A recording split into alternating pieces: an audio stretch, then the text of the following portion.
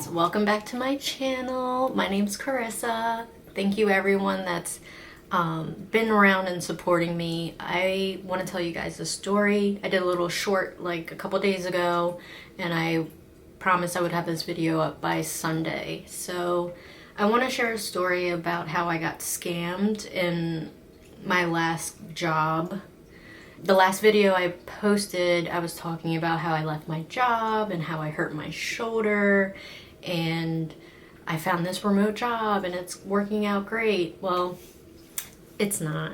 I got scammed, and I want to share my story because I want to protect you guys. I want to give you things to look out for and just kind of learn from my experience so that none of you have to go through what I am currently going through today. Like, today's Friday. I quit on last Saturday, but let's just jump into it. We're gonna rewind back a little bit. So last time you saw me, I hurt my shoulder. I just want to give you an update that my shoulder is healing just great. I barely have any pain anymore, which is amazing. Having pain like that day on, day night, like all the time, very uncomfortable, and I don't wish that on anyone. So my shoulder's doing much better. And so that's originally kind of like why I left my last job, right? Because I couldn't do it anymore. It hurt so badly. So you heard the spiel last time. So I quit. I took like a week or two off just to recover, apply to jobs, and then all of a sudden I found this remote job. So I'm gonna start at the end and then kind of, I don't know, this video might be a little bit everywhere, and I apologize for that. Come to find out, I kept having bad feelings, and that was probably mistake number one. I ignored my intuition. I ignored my gut, because I had multiple times where like red flags would pop up and I would voice my opinion or my concerns. So like number one, listen to your gut. Number two, like when you're job hunting and you're applying to these jobs, I used multiple platforms when I was applying. I used Indeed, LinkedIn, random ones that would just pop up. So I would maybe just stick to one platform. Most times I use LinkedIn, and LinkedIn I like because you can see who's hiring. And so I got an email, and I didn't know where they found my resume because I was using so many different platforms. So that was like mistake number two. And I didn't do my research on like looking at the email address, like the whatever, company.org.com. I didn't check that, and that's another thing to look out for, is check that email. Is there a link to the website, to the company website? Or is that person emailing you on LinkedIn? Can you Google them? Can you find them, like their face with that company?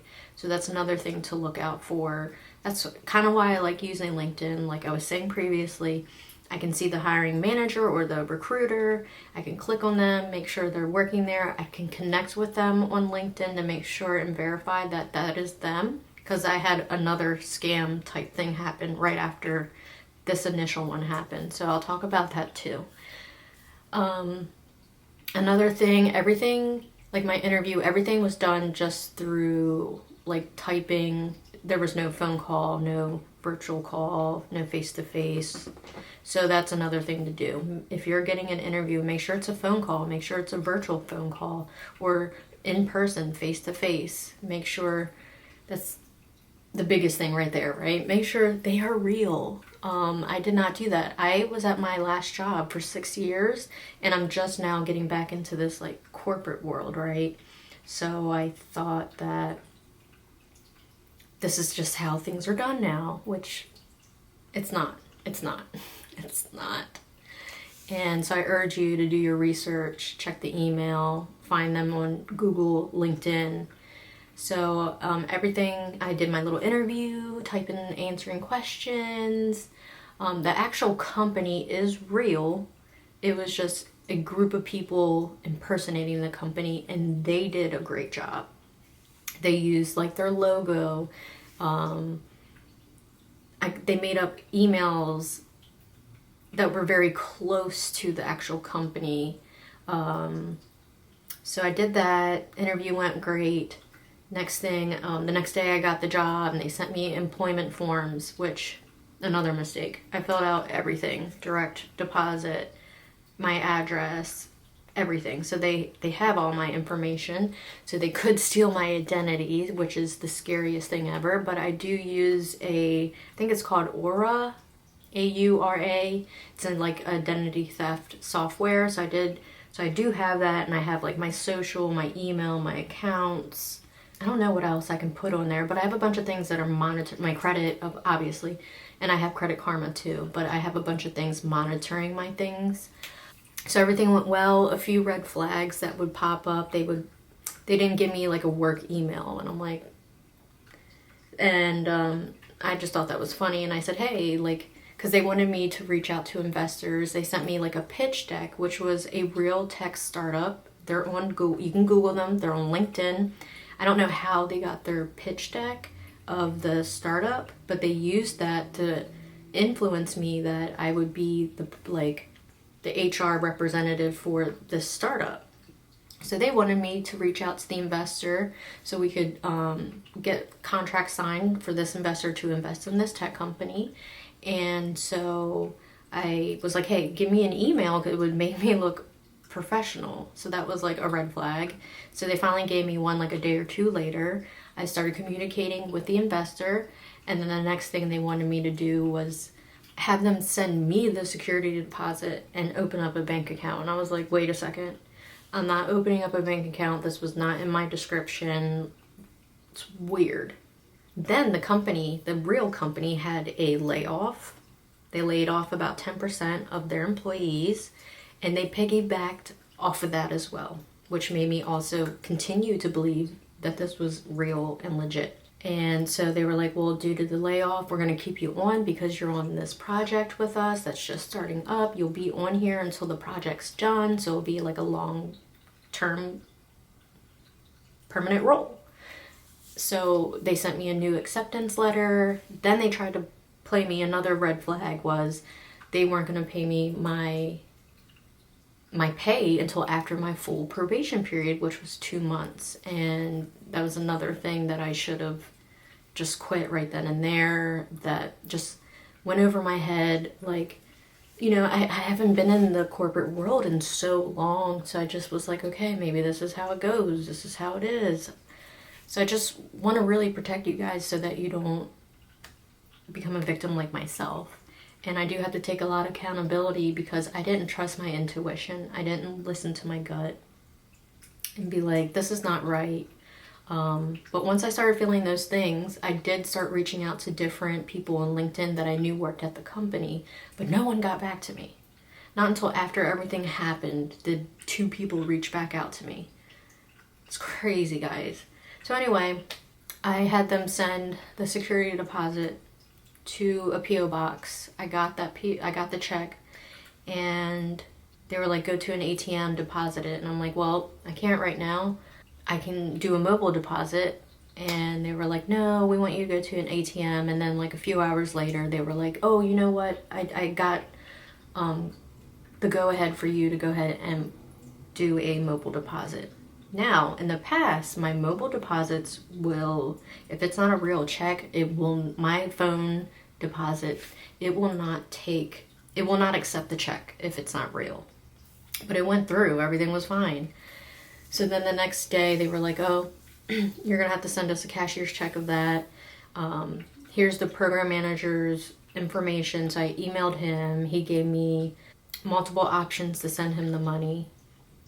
None of the options he gave me worked. He actually even tried to ask for like cryptocurrency. So that was another red flag. Cash App, another red flag. And so I feel so, like now I feel so silly, but at the time I wanted to do whatever I could to keep my job, to show them that I'm dedicated, I'm loyal, I can do this job for you. Like that was my mindset at the time, but now I look back and I'm like, girl, come on. And I know you're probably saying that too to me through the camera, like, girl, really? But I was just in that mindset of, you know, like I left my job after 6 years. This is a whole different industry, and like I want to prove everybody wrong that I can do it, I can be successful. That was my mindset. So the next day I went to the bank and I got a cashier's check for the same amount. The teller, I mean, she just gave it to me. She didn't ask questions. She didn't review the check. Like, it was such a large amount. It was over $4,000, and she just gave me the cashier's check and was like, "Oh, the pink copy's yours." It was like a receipt, and she's like, "The pink copy is your receipt." So I have that, mailed it off to them, and then after that I told them the next day, like, "Oh, yesterday will be my last day," because I just felt very uncomfortable about the whole situation. I didn't want to continue on. I should have done that a long time ago. But lessons learned, right, guys? So yeah, then the next day I got an alert saying that my account's overdrawn by that same amount. And I'm like, at first I thought, oh my God, they tried to get money out of my account. Like, oh, I can't believe it. So then I had to make an appointment. Nowadays, I guess because of the pandemic, you have to make an appointment to go to your bank to talk to someone. So I went there to close that account and open up a new one. And they said basically, unfortunately, we can't get the money back because that check that you deposited was not real, and then you took that money out. So if I never would have proceeded with everything, I would still have my money. But the bank said they can't get it because it was, even though it was a scam and it wasn't my fault, it is my fault because I took the money out. So I had to I had to file a police report for this. And I do have some contact information, so I'm really hoping that I can get at least some of these people, one person, to take accountability. I'm not even worried about my money because I know that will come back to me, like, in a whole different way, because that's what I believe in. And I believe those people, like, karma will come to them whenever God, whoever you believe, universe, God, I believe in God, He will handle it, and I will be paid back in a different way, different time. That's what I believe in. So I know that this was a lesson for me to learn, and this will open up brand new doors for me. So I'm really trying to stay positive and optimistic about my opportunities that I have coming, because I know I will find something that's remote, that I can be home with my daughter, and I can still get back into the corporate world. So that's what happened, basically. So right after, I was applying to more jobs on LinkedIn, and I applied, and someone reached out to me through email, and they asked me to download Microsoft Teams and started talking to me on there. And now that I know what to look for, like, one of the words they use is kindly. Like, kindly check your email. That's like one of the top words they use, these scammers. So look out for that as well. Kindly check your email for more information or something like that. And then I went to that email. They were asking for my driver's license number, my social, address, everything. So that's the biggest thing right there. If you see that in an email where they're asking for driver's license number, your social, scam. 100%. Don't do it. Don't give out your information. I think, like, yeah, we all know these things, but when you're looking for a job and you're excited that someone reached back out to you after applying, you could, I don't know, some things kind of go over your head, right? So what I did was I went on LinkedIn, because they were actually using the person's, like, profile picture and, like, business website. So I went to the website and I clicked on, like, their generic contact at whatevercompany.com. I emailed them and said, "Hey, I saw your job post on LinkedIn for this position. I just want to make sure that you received my resume." Simple. The owner of the company emailed me back and said, "I'm sorry, that was not me who posted that job." So I sent him the link. I said, "I just want to make you aware that I don't know who but this is the link to the job post for your information, and I also reported it. So now that I know what to look out for, I just want to share it to you guys. I just want to make you guys aware. I don't want this to happen to anyone else. Like, I'll take it for the team, okay guys? So if you have any questions or anything like that, please like comment below so I can reply to you guys, because you know I love to chat with you guys down there. And I might have left some things out, and I know the video is kind of like all over the place, but I just feel like I've reached out to like a few of my acquaintances and friends and told them what happened, and you know, some people have come back and like, thank you for sharing, because you know, this happened to me like in a smaller amount, you know, but I was just like, I never told anybody, or I felt ashamed, or I felt stupid for falling for it. So like, first of all, it feels good to know you're not alone, and I feel for anyone who's already gone through this, but I just want to get the word out there. I want to protect you guys, and I want the world to be better and happy, and I just want a job, a remote job. But yeah, thank you guys so much for watching, and I will see you in my next video.